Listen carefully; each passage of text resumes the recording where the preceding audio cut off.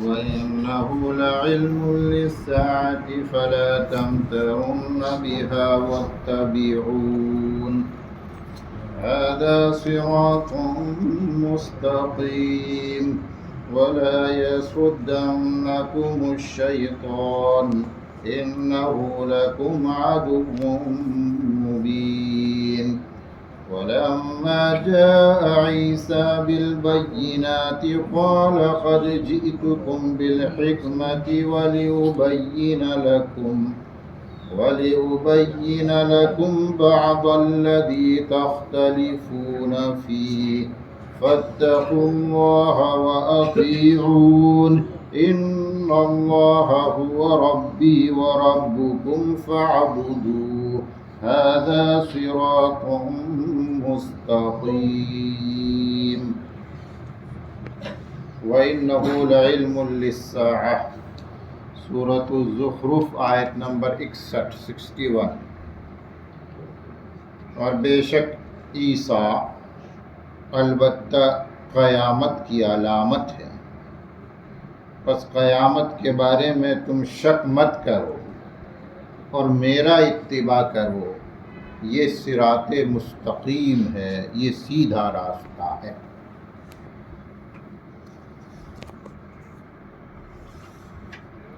کل اس کا مختصر سا تذکرہ سامنے آیا آپ کے۔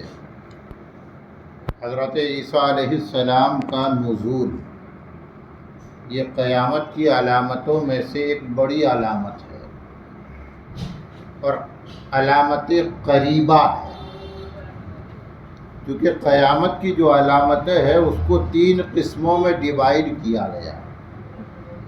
کچھ علامتیں علامات بعیدہ کہلاتی ہے، کچھ علامات متوسطہ درمیانی علامتیں کہلاتی ہے، اور کچھ علامات قریبہ کہلاتی ہے۔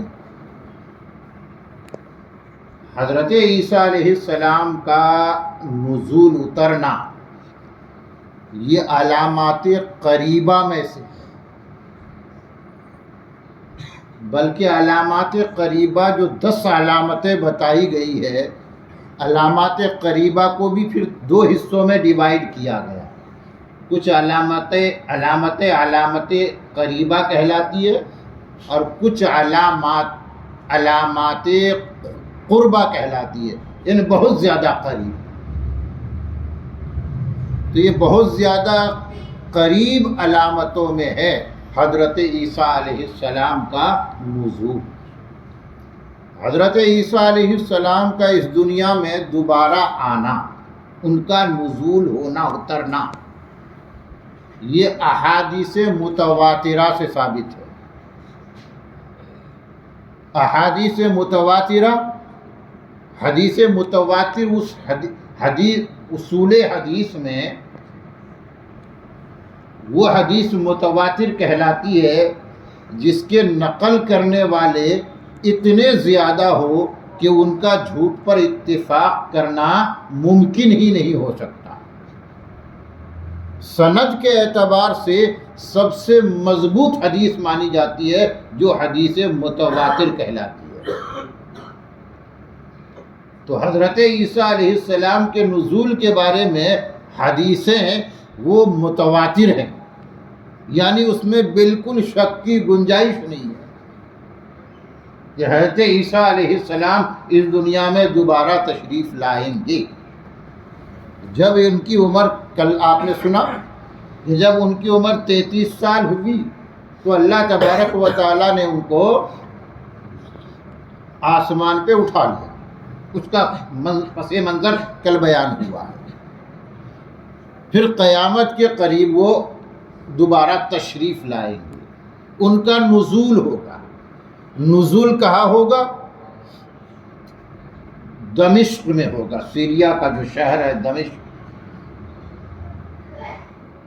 مشہور یہ ہے کہ دمشق کی جو جامع مسجد ہے، جامع اموی، اس کا جو مشرقی مینارہ ہے، کہتے اس مینارے پہ آ کے اتریں گے۔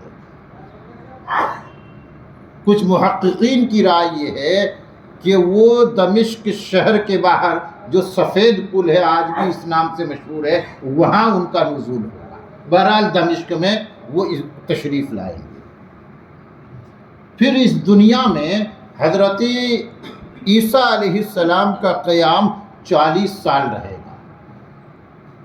21 سال کی عمر میں جب 21واں سال ہوگا تو حضرت عیسیٰ علیہ السلام کی شادی بھی ہوگی۔ جب اس دنیا سے تشریف لے گئے تھے زمین سے آسمان پر، تب ان کی شادی نہیں ہوئی تھی۔ جب نزول ہوگا تو شادی بھی ہوگی 21 سال میں، اور شادی ہوگی حضرت شعیب علیہ السلام کی قوم میں، یعنی حضرت موسیٰ علیہ السلام۔ حضرت موسیٰ علیہ السلام کی جس خاندان میں شادی ہوئی تھی، اسی خاندان میں حضرت عیسیٰ کی بھی شادی ہوگی، اور اس کے بعد پھر 19 سال اور قیام کریں گے۔ کل مدت قیام کتنی ہو گئی؟ 40 سال۔ مدینہ منورہ میں وفات ہوگی اور روضہ رسول میں دفن کیے جائیں گے۔ آج وہاں 3 قبریں ہیں، حضور اکرم صلی اللہ علیہ وسلم، حضرت ابوبکر صدیق، حضرت عمر فاروق، اور ایک قبر کی جگہ خالی ہے، وہیں پر حضرت عیسیٰ علیہ السلام دفنائے جائیں۔ اس کی مختصر سی تاریخ آپ کے سامنے بیان ہو گئی۔ یہاں پر جو کہا گیا کہ وہ قیامت کی علامت ہے، حضرت عیسیٰ علیہ السلام کا نزول، جیسا کہ بات آ رہی ہے قیامت کی علامت۔ اگر ہم قیامت کی علامتوں کے بارے میں اور خاص طور پر علامات قریبہ کے بارے میں غور کریں تو جیسا کہ میں نے کہا 10 علامتیں بتائی گئی ہیں۔ حضرت حذیفہ ابن اسید غفاری رضی اللہ تعالیٰ عنہ کی روایت، وہ کہتے ہیں کہ ہم صحابہ تذکرہ کر رہے تھے، آپ صلی اللہ علیہ وسلم تشریف لائے، پوچھا کہ کس بات کا تذکرہ چل رہا ہے، تو ہم نے کہا قیامت کے بارے میں باتیں کر رہے تھے، تو حضور اکرم صلی اللہ علیہ وسلم نے فرمایا قیامت اس وقت تک قائم نہیں ہو سکتی جب تک یہ علامتیں ظاہر نہ ہو جائے، اور آپ نے پھر 10 علامتوں کا تذکرہ کیا۔ ان 10 علامتوں میں حضرت عیسیٰ علیہ السلام کا نزول ہو گیا، حضرت مہدی علیہ السلام کا ظہور، خروج دجال کا نکلنا، دابۃ الارض، ایک عجیب قسم کا جانور، قرآن میں اس کا تذکرہ ہے، تو دابۃ الارض، زمین میں 3 جگہ خسف، دھسنے کے واقعات پیش آنا، ایک مشرق میں، ایک مغرب میں، اور ایک جزیرۃ العرب میں۔ سورج کا مشرق کے بجائے مغرب سے نکلنا،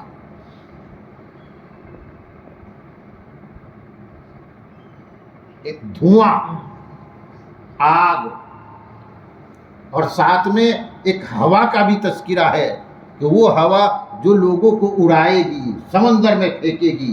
بعض روایت میں 10ویں علامت وہ لڑائی بتائی گئی ہے، ہرمجدون کی لڑائی، جس کو بتایا گیا عالمگیر لڑائی، جس میں اسرائیل کا خاتمہ ہوگا۔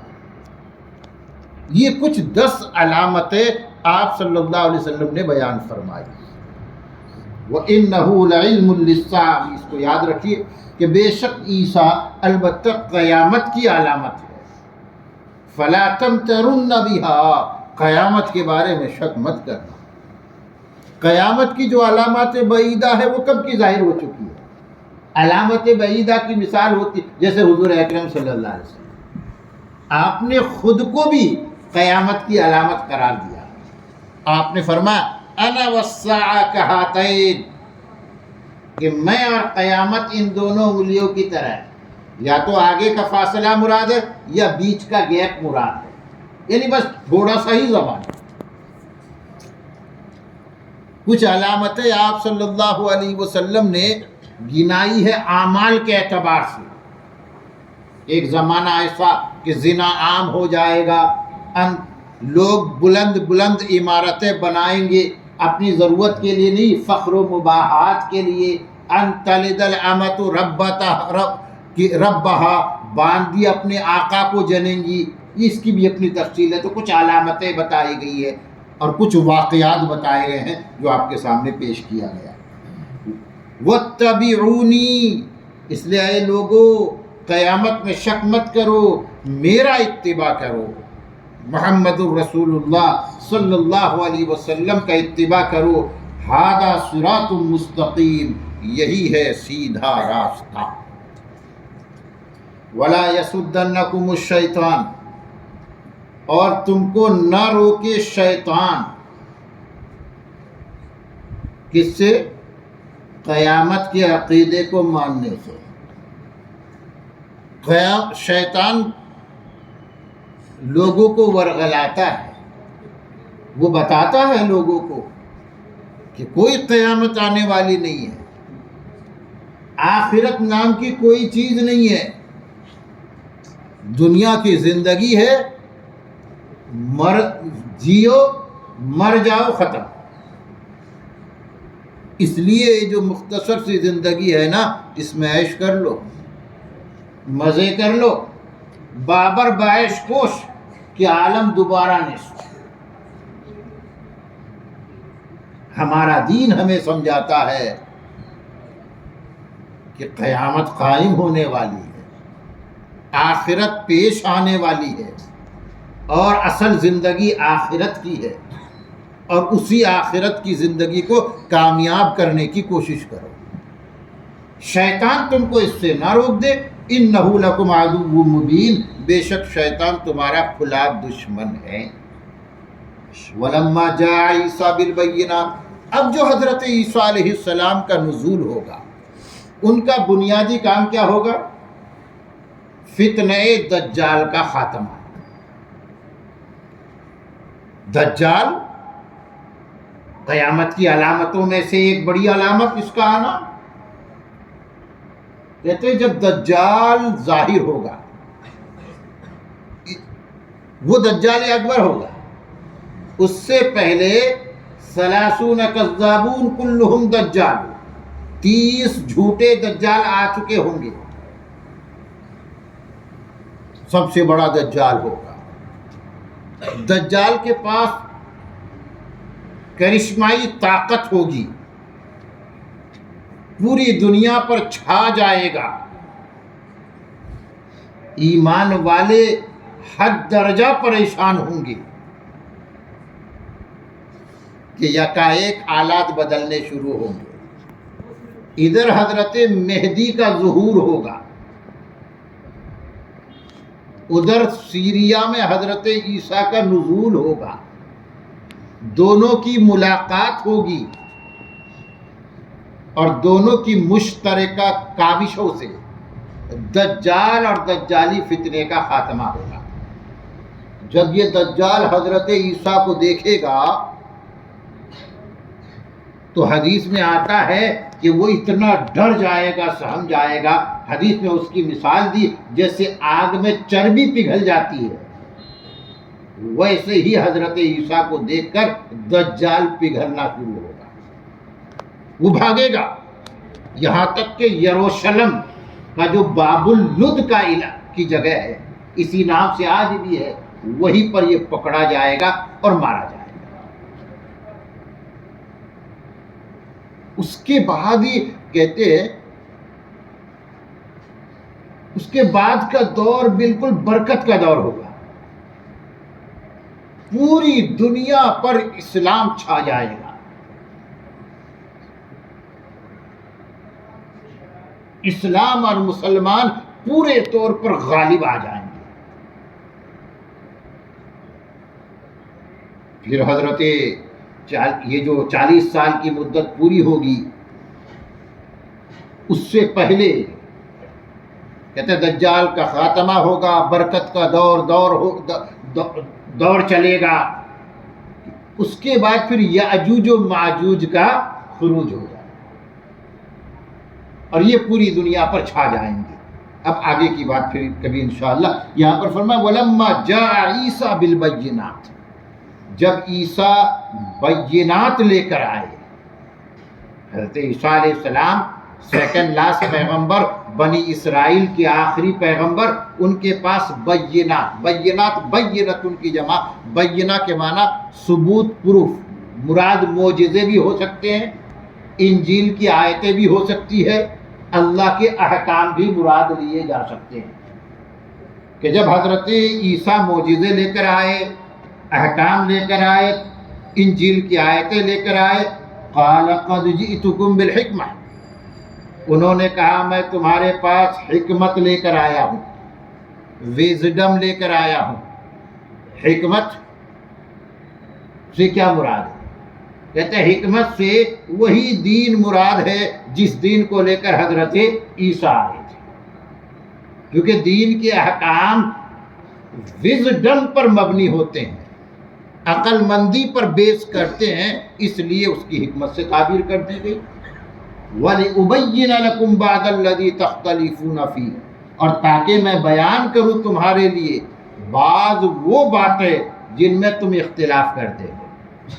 کیا کہا حضرت عیسیٰ علیہ السلام نے کہ اے یہودیو، تم میں جو اختلاف ہے بعض باتوں میں وہ تمہارے سامنے بیان کر دوں۔ اب آپ اس بات کو سمجھیں، بنی اسرائیل یہودیوں کے بارے میں کیا کہا گیا؟ مشہور حدیث ہے، ترمذی، نسائی، ابو داؤد، ابن ماجہ صحیح کی روایت ہے۔ آپ صلی اللہ علیہ وسلم نے فرمایا بنی اسرائیل 71 فرقوں میں بٹ گئے، عیسائی خود یہ 72 فرقے میں بٹ گئے، اور آپ صلی اللہ علیہ وسلم نے اپنی امت کے بارے میں فرمایا یہ 73 فرقوں میں یہ امت بڑھ جائے گی۔ صحابہ نے پوچھا یا رسول اللہ ان میں سے پھر کون سا فرقہ جنتی ہوگا؟ تو آپ نے فرمایا ما انا علیہ و اصحابی، جس پر میں ہوں اور میرے صحابہ ہیں۔ اسی لیے اہل حق فرقہ کو اہل السنتی والجماعہ کہا جاتا ہے، جس پر میں ہوں یعنی جو حضور کی سنتوں پہ چلے گا، اور جس پر صحابہ ہے یعنی جماعت صحابہ کی اتباع کرے گا۔ جماعت سے مراد جماعت صحابہ۔ تو بنی اسرائیلیوں نے آپس میں بہت اختلاف کیا، وہ 71 فرقوں میں بٹ گئے۔ تو حضرت عیسیٰ علیہ السلام نے کیا فرمایا؟ جن باتوں کو لے کر تمہارے اندر فرقہ بندی قائم ہوئی ہے، اختلاف ہوا ہے، میں اس کو بیان کرتا ہوں تمہارے سامنے کہ ان میں سے حق پر کون سا فرقہ ہے، حق کیا ہے اور باطل کیا ہے، تاکہ تمہارے درمیان یہ اختلاف ختم ہو جائے۔ لیکن ان یہودیوں نے حضرت عیسیٰ کو نبی نہیں مانا، بلکہ حضرت عیسیٰ کو بددین ہونے کا فتویٰ دیا، ملحد اور زندیق ہونے کا فتویٰ دیا گیا، ان کو واجب القتل قرار دے کر اپنی گمان کے اعتبار سے انہوں نے بہت نیک کام کیا، ثواب کا کام کیا کہ عیسیٰ علیہ السلام کو سولی پہ چڑھا دیا، ان کی جان لے دی۔ تو اسی کو فرمایا تاکہ میں بیان کروں کچھ وہ باتیں جن میں تم اختلاف کرتے ہو۔ فاتقوا اللہ، اے لوگو اللہ سے ڈرو، وَأَطِیعُونِی، اور میری اطاعت کرو۔ اب یہ جو فرقہ بندیاں چلی، اختلاف چلی کہ یہودی 71 فرقے میں، عیسائی 72 فرقے، ان میں بھی فرقے بندی۔ عیسائیوں کی بات کریں اگر تو ان میں جو سب سے بنیادی عقیدہ ہے حضرت عیسیٰ علیہ السلام کی حیثیت متعین کرنے کا، اسی میں ان میں اختلاف ہے۔ سب سے پہلا بیسک عقیدہ اس میں وہ اختلاف کر بیٹھے۔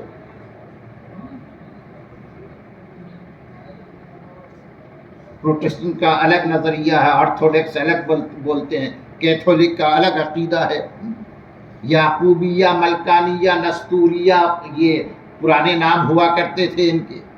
وہی حضرت عیسیٰ کو عین اللہ قرار دیتا ہے کہ حضرت عیسیٰ یہ اللہ خدا ہے، وہی جو عرش پر خدا تھا وہی کہتے دنیا میں عیسیٰ بن کر آ گیا۔ ایک عقیدہ وہ بیٹا ہونے کا کہ حضرت عیسیٰ یہ اللہ کے بیٹے ہیں، سن آف گاڈ۔ تیسرا عقیدہ ہے اقانیم ثلاثہ کا، ٹریٹی کا، کہ خدائی جو ہے اس کے 3 پارٹس ہیں، اس کا ایک پارٹ حضرت عیسیٰ ہے، ایک خود اللہ ہے، اور تیسرا پارٹ حضرت مریم ہے۔ اس میں بھی اختلاف ہے، تھرڈ پارٹ کون سا ہے، تو بعض لوگ حضرت مریم کا نام لیتے ہیں، بعض حضرت جبریل روح القدس کا نام لیتے ہیں، تو اس طرح اختلاف ہوا۔ امت محمدیہ علی صاحبہ الفتحیۃ والسلامہ کی اگر بات کریں، اس امت میں بھی اختلاف ہوا۔ حضور اکرم صلی اللہ علیہ وسلم نے پیشین گوئی فرمائی یہ امت 73 فرقوں میں بڑھ جائے گی۔ مشہور حدیث ہے لَتَتَّبِعُنَّ سُنَنَ مَنْ كَانَ قَبْلَكُمْ شِبْرًا بِشِبْرٍ ذِرَاعًا بِذِرَاعٍ، کہ تم ضرور اپنے سے پہلے لوگوں کا اتباع کرو گے۔ کہتے شبرم بشبرن، شبر کہتے ہیں بالش، بالکل برابر سرابر، ذراعًا گز گز لے کر، جو انہوں نے کیا وہ تم بھی کرو گے۔ آپ صاحب نے پیشین بھی فرمایا۔ آج ہم امت میں دیکھتے ہیں کہ امت میں نہ جانے کتنے فرقے ہیں، ہر فرقہ اپنی جگہ مدعی ہے کہ ہم ہی ناجی ہیں، نجات پانے والے، باقی تو سب جہنمی ہیں۔ اور یہ جو ہے، یہ جو فرقے ہیں یہ اصولی فرقے ہیں، مطلب اصول کے اعتبار سے یہ تقسیم ہے۔ باقی اہل سنہ والجماع ایک فرقہ جو فرقہ ناجیہ جس کو ہم سمجھتے ہیں، اس میں فروعات کا اختلاف ہے، فروعی اختلاف سے کوئی فرقہ نہیں بنتا۔ جیسے کہ اہل السنت والجماعت میں یہ 4 فقہی مسالک ہیں، حنفی، شافعی، حنبلی، مالکی۔ تو یہ حنفی کوئی فرقہ نہیں ہے، یہ فقہ کا اختلاف ہے، اس کو مسلک کا اختلاف کہتے ہیں۔ کہتے ہیں یہ تو وہ اختلاف ہے جس کو رحمت کہا گیا ہے، جس کو رحمت سمجھا گیا ہے، چونکہ انہی فقہی اختلاف کی وجہ سے حضور اکرم صلی اللہ علیہ وسلم کی ہر سنت محفوظ ہو گئی، ہر سنت محفوظ ہو گئی۔ مثال کے طور پر یہ آمین کا مسئلہ لے لیجیے، یہ آمین زور سے کہنا ہے یا آمین آہستہ کہنا ہے؟ حضور اکرم صلی اللہ علیہ وسلم سے دونوں طرح کی روایت ثابت ہے۔ کوئی آمین بالسر کو اچھا سمجھتا ہے، افضل قرار دیتا ہے، کوئی آمین بالجہر کو افضل قرار دیتا ہے۔ یہ جائز ناجائز کا مسئلہ نہیں ہے کہ جو لوگ زور سے آمین کہتے ہیں وہ اگر آہستہ کہہ دے تو ان کے ہاں یہ فتویٰ نہیں کہ نماز ہوئی نہیں، یا آہستہ والا اگر زور سے آمین کہہ دے تو ان کی نماز میں کوئی فرق نہیں پڑتا ہے۔ لیکن حضور اکرم صلی اللہ علیہ وسلم کی حدیث میں دونوں کا تذکرہ ہے۔ اب کچھ لوگ اس حدیث پہ عمل کرتے ہیں، کچھ لوگ اس حدیث پہ عمل کرتے ہیں، دونوں سنت پر عمل جاری ہو گیا کہ نہیں؟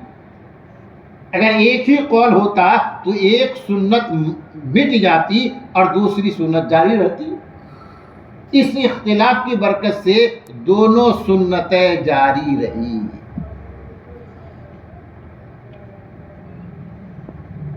سمجھ گئے کہ نہیں؟ اسی لیے یہ جو امام ہیں جن کو ہم امام مانتے ہیں، یہ کبھی بھی تعصب کے شکار نہیں ہوئے۔ حضرت مشہور واقعہ حضرت امام شافعی رحمت اللہ علیہ جب امام ابو حنیفہ کی قبر کے پاس جو مسجد تھی وہاں تشریف لے گئے قبر کی زیارت کے لیے، نماز پڑھی تو اپنے مسلک کے خلاف پڑھی۔ کسی نے کہا آپ کا مسلک تو کچھ اور ہے، تو انہوں نے کہا صاحب قبر کے احترام میں نے آج اس کے خلاف کیا۔ تو اگر وہ اس کو غلط سمجھتے تو کبھی اس کو چھوڑتے نہیں کہ یہ بھی حق ہے، یہ بھی حق ہے۔ یہ تو وہ اختلاف ہے جیسا کہ میں نے کہا جو رحمت ہے، جس کو برکت کہا گیا ہے۔ تو یہ بات بھی سمجھ لیں۔